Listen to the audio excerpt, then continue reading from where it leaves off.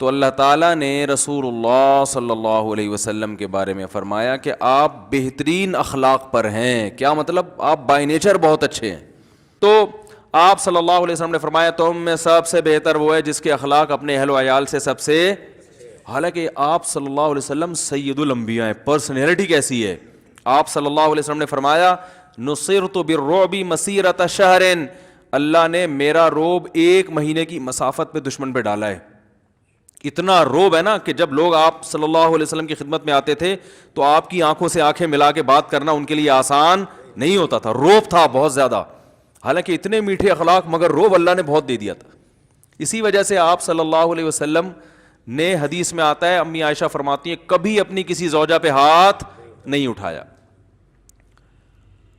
نہ کبھی کسی پہ لان تان کی، نہ کبھی فحش الفاظ استعمال کیا. آپ صلی اللہ علیہ وسلم نے ما کان النبی فاحشا ولا متفحشا، نہ آپ بائی نیچر فحاشی کو پسند کرتے تھے اور نہ آپ کی زبان میں فحاشی تھی. آج بات بات پہ گالیاں، اتنی گندی گندی گالیاں، گالیوں سے بات شروع ہوتی ہے اور غصے میں بھی نہیں، مذاق میں. کلچر بن چکا ہے گالیاں دینا. غصے میں بھی یہ برا عمل ہے لیکن مذاق میں تو اور زیادہ برا عمل ہے. تو آپ صلی اللہ علیہ وسلم نے کبھی کسی خادم پہ بھی ہاتھ نہیں اٹھایا. حدیث میں آتا ہے میدان جنگ کے علاوہ آپ نے کبھی کسی کو نہیں مارا. میدان جنگ میں تو لڑنا پڑتا ہے نا، وہاں اخلاق کا تقاضا ہے لڑو. کیونکہ اگر آپ وہاں نہیں لڑ رہے تو پھر یہ ساتھیوں کے ساتھ کیا ہے؟ ناانصافی ہے کہ ان کو تو میدان جنگ میں اتار دیا اور آپ خود لڑ نہیں رہے ہیں. تو اب یہاں لڑنا اخلاق عالیہ کا تقاضا تھا، تو یہاں آپ صلی اللہ علیہ وسلم کیا تھے؟ آپ سے زیادہ جنگ میں بہادر کوئی نہیں ہوتا تھا. پھر بہادری کے جوہر دکھاتے تھے، پھر شہ سوار تھے. تو نبی صلی اللہ علیہ وسلم نے کبھی ہاتھ نہیں اٹھایا. البتہ ایک بات ہے، قرآن نے ہاتھ اٹھانے کی بعض صورتوں میں اجازت دی ہے. وہ اس لیے اجازت دی ہے، بعض صورتوں میں کوئی ہاتھ، بیوی پہ ہاتھ اٹھانا کوئی پسندیدہ کام نہیں ہے، لیکن بعض صورتوں میں قرآن نے ہاتھ اٹھانے کی اجازت دی ہے، بشرطے کہ چہرے پہ نہ مارا جائے، جانوروں کی طرح نہ پیٹا جائے. وہ بعض صورتوں میں، بعض عورتوں کے لیے، بعض صورتوں میں، عمومی حکم نہیں ہے یہ قرآن کا، کوئی ترغیب نہیں ہے. وہ اس لیے دی ہے 2 وجہ سے کہ ہر عورت امہات المومنین جیسی ہوتی بھی نہیں ہے، بعض بڑی شرارتی ہوتی ہیں، اور دوسرا ہر مرد کا اتنا روب نہیں ہوتا جتنا نبی صلی اللہ علیہ وسلم کا تھا. روب ہی نہیں ہے نا. تو جب روب ہوتا ہے تو وہی ایک آواز پہ بیگم کام جاتی ہے، بولتے بھائی امیاں نے بولا چائے بنا دو، لے کر آنا پڑے گا. آواز ایسی ہے، وجاہت ایسی ہے. تو اب بعض دفعہ ایسا ہوتا ہے کہ وہ بیچارے کا روب ہی نہیں ہوتا. اب بیگم کما کے لا رہی ہے تو میاں کا روب ہوگا؟ بولے کہ چلو نکلو یہاں سے، بوری بسروڑا نکلے یہاں سے. تو وہ روب کہاں ہوگا؟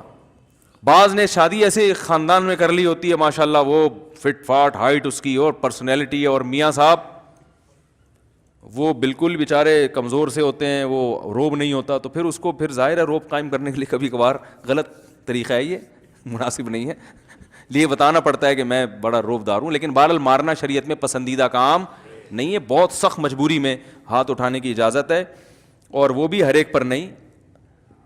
ایسی شرارتی عورت جو آپ کے جائز حقوق بھی نہ دے رہی ہو، پھر شریعت نے طلاق سے بچنے کے لیے کہ بھائی اس کے پاس اب چھوڑنے کا علاوہ کوئی آپشن نہیں ہے، تو چلو ایک آپشن یہ بھی ہے کہ سختی کر کے دیکھ لو. لیکن نبی صلی اللہ علیہ وسلم نے کبھی کسی خادم پہ بھی ہاتھ نہیں اٹھایا. آج اخلاق دوسروں کے ساتھ اچھے ہیں، اپنے ماتحتوں کے ساتھ. کمپنی میں باس کو دیکھ لو نا، ماتحتوں کے ساتھ کیا سلوک کر رہا ہوتا ہے. وہ ہر وقت ان کو گالیاں گالیاں. ہمارے ایک دوست تھے ٹرک اڈے میں نا، اور ان کی جاب لگ گئی. جاب نہیں، ان کا بزنس تھا. تو میں نے کہا یار آپ یہ ٹرک اسٹینڈ میں جو بزنس کر رہے ہو اس کی کیا شرائط ہیں؟ یہ جو ایکسپورٹ امپورٹ ایکسپورٹ کا آپ نے، ٹرانسپورٹیشن کا آپ نے کام شروع کیا یہاں سے وہاں ادھر سے یہاں. کہہ رہے ہیں اس کا ایک اصول یہ ہے کہ آپ کو اتنی موٹی موٹی گالیاں پہلے سے یاد کرو. میں نے کہا کیوں؟ کہہ رہے ہیں یہ ملازمین جو ہے نا یہ بڑے ڈھیٹ ہوتے ہیں، یہ گالیوں کے بغیر کام کرتے نہیں ہیں.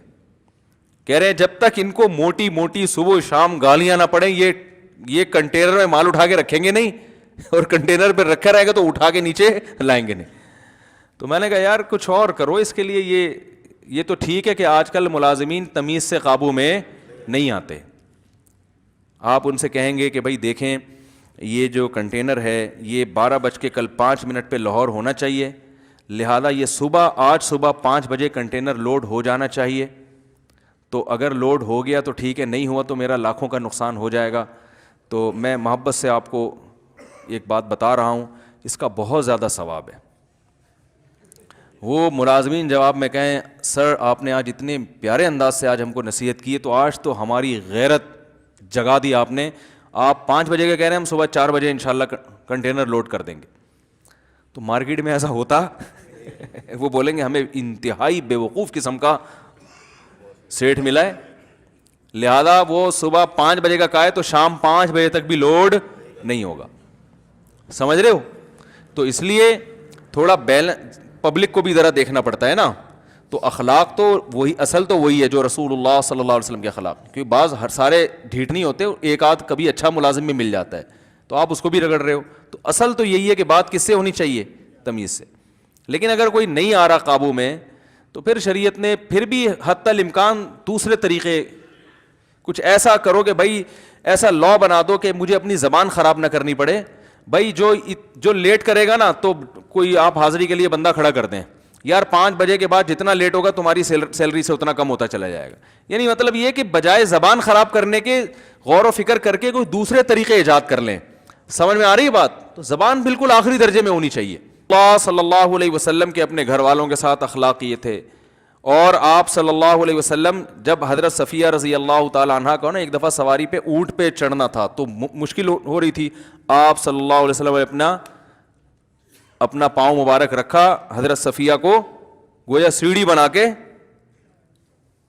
دیکھو ایک طرف سید الانبیاء ہیں, ساری کائنات کے سردار ہیں, کتنا بڑا مقام, مگر کیسا گھر میں نارمل زندگی گزار رہے ہیں, کیسا نارمل لوگوں کی طرح رہ رہے ہیں. امی عائشہ فرماتی ہیں آپ صلی اللہ علیہ وسلم جب گھر میں آتے تو ایسے ہی رہتے جیسے عام طور پہ لوگ رہا کرتے ہیں, گھر والوں کے کام میں ہاتھ بھی بٹاتے. اور ایک مرتبہ تو آپ صلی اللہ علیہ وسلم نے امی عائشہ کے ساتھ دوڑ لگائی ہے. اتنا میرا خیال ہے ظرف تو آج کل مارکیٹ میں بالکل ہی شارٹ ہے, دوڑ لگائی ہے. جنگ سے واپس آ رہے ہیں, سفر سے واپس, تو آپ نے صحابہ کو, تاکہ پردے کا بھی خیال ہو نا, بھائی بے پردگی بھی تو, یہ آپ کی بیوی مردوں کے درمیان دوڑ رہی ہے, یہ تو غیرت کے خلاف ہے نا, اتنے براڈ مائنڈیڈ بھی بننے کی ضرورت نہیں ہے. تو آپ صلی اللہ علیہ وسلم نے صحابہ کو آگے بھیجا, کوئی بھی نہیں دیکھنے والا, تو فرمایا دوڑ لگاؤ. امی عائشہ رضی اللہ تعالیٰ عنہ فرماتی ہیں میری عمر کم تھی, میرا جسم ہلکا تھا, میں دوڑ میں آگے نکل گئی, وہ جیت گئی. تو نبی صلی اللہ علیہ وسلم نے اس واقعے کو یاد رکھا. کئی سال گزرنے کے بعد ایک اور جگہ سے آپ سفر سے واپس آ رہے تھے, تو آپ صلی اللہ علیہ, امی عائشہ فرماتی ہے میرا جسم کیا ہو گیا تھا, بھاری ہو گیا تھا. عمر بڑھتی ہے تو جسم بھاری ہو جاتا ہے. تو آپ نے فرمایا دوڑ لگاؤ. فرماتی ہیں کہ نبی صلی اللہ علیہ وسلم اس دوڑ میں جیت گئے, اور آپ نے فرمایا تل کا بتل کا, یہ پہلی دفعہ جو دوڑ ہوئی تھی نا اس کا جواب ہے یہ. صحیح ہے نا, کیسی بے تکلفی ہے بھائی. آپ کہہ سکتے ہیں کہ امی عائشہ کی عمر بہت کم تھی تو اس لیے ان سے اتنی محبت, دوسری ازواج تو عمر میں زیادہ تھیں, تو بھائی زیادہ عمر والی کے ساتھ دیکھ لو حضرت خدیجہ رضی اللہ تعالیٰ عنہا, وہ تو آپ سے عمر میں 15 سال بڑی تھیں. عمر میں کتنی بڑی تھیں؟ 15 سال, اور 2 دفعہ بیوہ ہو چکی ہیں. ان سے جب آپ نے نکاح کیا تو آپ کی عمر تھی 25 سال. ان سے اتنی محبت کہ امی عائشہ فرماتی ہیں کہ مجھے کسی بیوی پہ ایسی غیرت نہیں آتی تھی جتنی حضرت خدیجہ پہ آتی تھی. ان کا تذکرہ ایسی محبت سے کرتے کہ مجھے لگتا کہ اگر میری کوئی حقیقت میں سوکن ہے تو وہ خدیجہ ہیں. غیرت آتی ہے نا عورت کو, بھئی اس کے سامنے سوکن کی تعریف کرو, تو جو غیرت مند عورت ہوگی اس کو تو وہ چاہتی ہے کہ میرے میاں سب سے زیادہ محبت مجھ سے کرے نا. تو فرماتی ہے کہ میں نے ایک دن نبی صلی اللہ علیہ وسلم سے کہا یا رسول اللہ وہ سرخ جبڑوں والی بوڑھی عورت کو آپ اتنا یاد کرتے ہو, اللہ نے آپ کو اس سے زیادہ اچھی عورتیں دے دی ہیں. آپ صلی اللہ علیہ وسلم غضبناک ہو گئے کہ کیسے, یعنی سرخ جبڑوں والی بوڑھی عورت, یہ کیوں کہا ان کو. تو آپ صلی اللہ علیہ وسلم نے پھر امی خدیجہ کی تعریفیں کرنا شروع کر دیں کہ میری قوم نے جب مجھے جھٹلایا تو حضرت خدیجہ نے میرا ساتھ دیا. بیوی تو اکثر ایسے موقع پہ ساتھ چھوڑ دیتی ہے جب لوگ تنہا چھوڑ دیں آپ کو, لیکن اس نے میرا ساتھ دیا. سب سے پہلے ایمان لانے والی کون ہے؟ حضرت خدیجہ, کیونکہ وہ آپ کے کردار کو سب سے زیادہ جانتی تھیں. سب سے پہلے وہ ایمان لا رہی ہیں اور آپ صلی اللہ علیہ وسلم کو تسلی دے رہی ہیں. اور آپ صلی اللہ علیہ وسلم کے بارے میں قرآن کہہ رہا ہے ووجدک عائلا, کہ اے نبی آپ غریب تھے, مسکین تھے, آپ کے پاس پیسہ نہیں تھا, فاغنا, اللہ نے آپ کو پیسہ دے دیا, دولت دے دی, غنا غنی کر دیا. وہ کیسے کیا؟ حضرت خدیجہ رضی اللہ تعالیٰ عنہ نے آپ صلی اللہ علیہ وسلم کو پیسہ دیا تجارت میں لگانے کے لیے. تو اس کو بھی نبی صلی اللہ علیہ وسلم دیکھتے تھے کہ انہوں نے, ان سے نکاح کے بعد اللہ نے مجھے غنا عطا فرمایا ہے. تو حضرت خدیجہ کے انتقال کے بعد آپ صلی اللہ علیہ وسلم جب یعنی کوئی اچھا کھانا بنتا, اول تو بنتا ہی نہیں تھا, کبھی کبھار بنتا, تو آپ صلی اللہ علیہ وسلم حضرت خدیجہ کی سہیلیوں کے پاس بھی وہ بھیجا کرتے تھے. تو کتنی بڑی بات ہے, کیسے اچھے اخلاق ہیں. آج یہ ان لوگوں میں ہیں جن کو آپ کہتے ہیں کہ بڑے اچھے اخلاق, بڑی تمیز سے, بھائی وہ سب ادھر ادھر کی تمیز ہے, اندر کا معاملہ کیا ہے؟ شارٹ. تمیز کے علاوہ سب کچھ ملے گا. تو کیسے اچھے اخلاق آپ صلی اللہ علیہ وسلم کے. اس کے بعد آپ کے سب سے اچھے اخلاق تھے خادموں کے ساتھ, ماتحتوں کے ساتھ. ماتحتوں کے ساتھ اچھے اخلاق سے, باس کے ساتھ اچھے اخلاق سے ہر آدمی پیش آتا ہے, کیونکہ باس سے تمیز سے بات کرو گے تو مکھن تو مارکیٹ میں مہنگا ہوگا, کیونکہ مکھن جتنا زیادہ لگاؤ گے مہنگا ہو جائے گا نا, شارٹ ہو جائے گا مارکیٹ سے. تو مکھن تو مہنگا ہوگا, لیکن آپ بھی مہنگے ہو جاؤ گے, آپ کی بھی ترقی ہوگی, آپ کے درجات بلند ہوں گے دنیا میں, آپ کی تنخواہ اچھی ہو جائے گی. تو اسی وجہ سے باس سے ہر آدمی تمیز سے بات کرتا ہے, ملازم سے تمیز سے بات کرنے والے مارکیٹ میں شارٹ ہے. کہ بھائی آپ جہاں بیٹھے ہو تو ملازم کو بھی اپنے ساتھ بیٹھ کے کھانا کھلا لیا, یہ چیز نہیں ہوتی. بھائی تم کون ہو, تم ادھر بیٹھ کے کھاؤ, میں ادھر بیٹھ کے کھاؤں گا, اور تھوڑا سا دور رہو, یہ فرق کیا جاتا ہے. آپ صلی اللہ علیہ وسلم خادموں کے ساتھ بیٹھا کرتے تھے. حدیث میں آتا ہے کہ بعض دفعہ کوئی بوڑھی بیوہ عورت آپ کا ہاتھ پکڑ کے آپ کو لے جاتی تھی اپنے کام کے لیے, کہ بھئی یہ میرا کام نمٹا, آپ اس کے ساتھ چلے جایا کرتے تھے. تو ہاتھ پکڑنے کا مطلب اپنے ساتھ لے جاتی تھی. تو ایسا بھی آپ صلی اللہ علیہ وسلم کیا کرتے تھے. تو ایک نارمل جیسے ایک انسان ہوا کرتے ہیں, لیکن آپ صلی اللہ علیہ وسلم کی محفل میں آپ کا ادب بہت زیادہ تھا. صحابہ جب آپ کی محفل میں بیٹھتے تھے تو ایسے جیسے ان کے سروں پہ چڑیا کوئی پرندہ بیٹھا ہوا کے, ہلتے نہیں تھے, ایسے ادب سے. تو اتنی تواضع کے ساتھ زندگی گزارنے والے کو اللہ نے روب بھی ایسا عطا فرمایا تھا. جب حدیث میں آتا ہے جب کوئی بھی آپ صلی اللہ علیہ وسلم سے ہاتھ ملاتا تو جب تک وہ اپنا ہاتھ خود نہ کھینچتا آپ اپنا ہاتھ اس سے جدا نہیں کرتے تھے.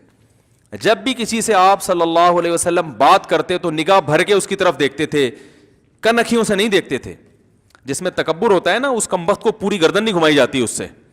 دیکھو سیٹھ صاحب بیٹھے ہوئے, کوئی ملازم آیا بات کرنے کے لیے یہاں آگے کھڑا ہوا ہے, تو سیٹھ صاحب اکثر میں نے دیکھا یوں نہیں کریں گے, یہیں سے, ہاں بتا بھائی کام کیا تجھے, سر وہ مسئلہ یہ ہے کہ مجھے تھوڑا سا میری جو ہے نا وہ ٹانگ کا آپریشن ہے, مجھے تو کچھ پیسے چاہیے. اوئے اس کو کہہ رہا ہوں, اوئے اس کو ذرا 50,000 روپے کے چیک دے دیں. یہ بھی تکبر کی اندر سے خرابی ہے نا, بڑائی ہے. او بھائی تم اس کی طرف دیکھ لو, بھائی کیا مسئلہ ہے, جی فرمائیے, ٹانگ کا آپریشن ہونا ہے, اچھا, تو اس کی طرف نگاہ بھر کے کیا کرو, دیکھو. جب ادھر آرڈر دینا ہے تو ادھر نگاہ بھر کے. لیکن جس میں تکبر ہوگا نا وہ دیکھتا نہیں, اور یوں آنکھیں گھما رہا ہوتا ہے وہ, بس وہ کہتا ہے میں اپنا پیٹرول ضائع کیوں کروں میں بھائی. تو یہ بھی کبر ہے, یہ بھی تکبر ہے. ٹیڑھی آنکھوں سے نہ دیکھے, نگاہ بھر کے دیکھے اس کی طرف. تو بہت ساری چیزیں جو آپ صلی اللہ علیہ وسلم نے ہمیں سی. تو باپ بہت لمبا ہے. حضرت انس ابن مالک کہتے ہیں میں نے نبی کی 10 سال خدمت کی ہے, کبھی نہ مجھے مارا, نہ مجھ پہ غصہ ہوئے. کوئی کام مجھے کہا اور میں نے نہیں کیا تو آپ نے کبھی تنزیہ یہ نہیں کہا کہ کیوں نہیں کیا, اور کوئی کام نہیں کیا اور میں نے کر لیا تو یہ طنز نہیں کیا کہ کیوں کر لیا. طنز نبی صلی اللہ علیہ وسلم کی لغت میں تھا ہی نہیں, اصلاح تھی. حضرت انس فرماتے ہیں ایک دفعہ نبی صلی اللہ علیہ وسلم مجھے کام کے لیے بھیجا, تو یہ بچے تھے, یہ جا کے بچوں میں کھیلنا شروع کر دیا انہوں نے. ادھر آپ صلی اللہ علیہ وسلم انتظار کر رہے ہیں, بھائی ان کو میں نے کام کے لیے بھیجا, یہ واپس آئیں گے. ہم ہوتے تو ہم بیٹھ کے کھولنا وہیں پہ نا, بلڈ پریشر ہائی. ابھی جو اکثر بیماریاں ہو رہی ہیں نا وہ اپنی ہی بد اخلاقی کی وجہ سے ہو رہی ہیں. تو بی پی ہائی ہونا شروع ہو جاتا, تھر تھرانا شروع کر دیتے, بار بار ٹائم دیکھنے, کدھر گیا, آؤں گا تو لگاؤں گا, 2 کھینچ کے لگاؤں گا. تو آپ صلی اللہ علیہ وسلم گھر سے باہر نکلے دیکھنے کے لیے, بھائی بچہ گیا کہاں. تو حضرت انس نے بچوں میں کھیل رہے تھے, تو آپ صلی اللہ علیہ وسلم ان کے پیچھے آ کے کھڑے ہو گئے. حضرت انس فرماتے ہیں میں نے جیسے ہی پیچھے مڑ کو دیکھا تو آپ صلی اللہ علیہ وسلم کو مسکراتا ہوا پایا. مسکرا رہے ہیں, بھائی تمہیں ہم نے کہاں بھیجا تھا, اور تو فرماتے ہیں میں فوراً گیا. حضرت ابو ہریرہ رضی اللہ تعالیٰ عنہ فرماتے ہیں کہ میں جب بھی نبی سے ملا ہوں یا جب بھی نبی کی نظر مجھ پہ پڑی ہے آپ ہمیشہ مجھے دیکھ کے مسکرائے ضرور ہیں. یہ کہنا آسان ہے, خدا کی قسم کہنا آسان ہے. جب بھی نبی کہتے, حضرت ابو ہریرہ کہتے ہیں نبی نے مجھے دیکھا ہے نا تو ہمیشہ مجھے دیکھ کے کیوں مسکرائے ہیں بھائی؟ اس لیے کہ آپ صلی اللہ علیہ وسلم نے ارشاد فرمایا ان تلقى وجہ اخاک بوجہ طلیق, کسی سے مسکرا کے ملنا, خندہ پیشانی کے ساتھ ملنا. آپ نے فرمایا یہ بھی صدقہ ہے. صدقے کا مطلب کیا ہوتا ہے؟ خوش کرنا نا. تو جب آپ کسی سے مسکرا کے ملتے ہیں تو سامنے والا کیا ہو جاتا ہے؟ خوش. اور ناک میں مکھی بٹھا کے ہر وقت رہیں گے, منہ آپ کا جو ہے نا 12 بجے رہیں گے, تو سامنے والا کس میں جاتا ہے؟ ٹینشن میں چلا جاتا ہے وہ. تو کتنی بڑی بات ہے, جب بھی ملیں کہتے ہیں آپ نے مجھے دیکھ کے ہمیشہ مسکرائے ضرور ہے. حالانکہ حدیث میں آتا ہے لو اعلم ما تعلمون لضحکتم قلیلا ولبکیتم کثیرا. آپ نے فرمایا جو جہنم کی باتیں اور آخرت کی سختیاں میں جانتا ہوں, اگر تم بھی جان لو تو تم روز زیادہ ہنسو کم, تمہارے چہروں پہ مسکراہٹیں ختم ہو جائیں. تو ایسی آخرت کی ہولناکیاں جانتے ہوئے, اللہ کا خوف دل میں ہوتے ہوئے بھی لوگوں سے کیسے مل رہے ہیں؟ مسکرا کے مل رہے ہیں. حالانکہ وہ خوف جو آپ کو آخرت کا تھا, اگر آپ اس کا اظہار لوگوں کے سامنے کرنا شروع کر دیتے تو آپ تو ہر وقت ایسے ملتے کہ لوگ گھبرا جاتے آپ سے. تو یہ بڑی بات ہے کہ ایک طرف اتنا خوف اللہ کے سامنے جواب دہی کا, لیکن لوگوں سے ملاقات کیسے کر رہے ہیں؟ خندہ پیشانی کے ساتھ. تو یہ بہت سارے آپ صلی اللہ علیہ وسلم کے اخلاق پر تو جتنا کہا جائے وہ کم ہے. قرآن نے کہہ دیا انک لعلی خلق عظیم. تو بھائی ہمیں بھی ضرورت ہے کہ کچھ تھوڑا سا ہم بھی یہ تمیز, اگر کہیں سے پیسوں کی نہیں مل رہی تو کسی سے ادھار لے لیں ہم تھوڑی دیر کے لیے. ادھار بھی جب لے گا نا انسان تمیز تھوڑی دن کے لیے, تو جب وہ تمیز سے کچھ دن بات کرے گا تو اس کو پھر چسکا لگ جائے گا, پھر انشاءاللہ اپنے پیسوں سے بھی تمیز خرید لے گا. تمیز ہی مارکیٹ میں کیا چل رہی ہے؟ شارٹ چل رہی. جس کو دیکھو بات ایسے کرتا ہے جیسے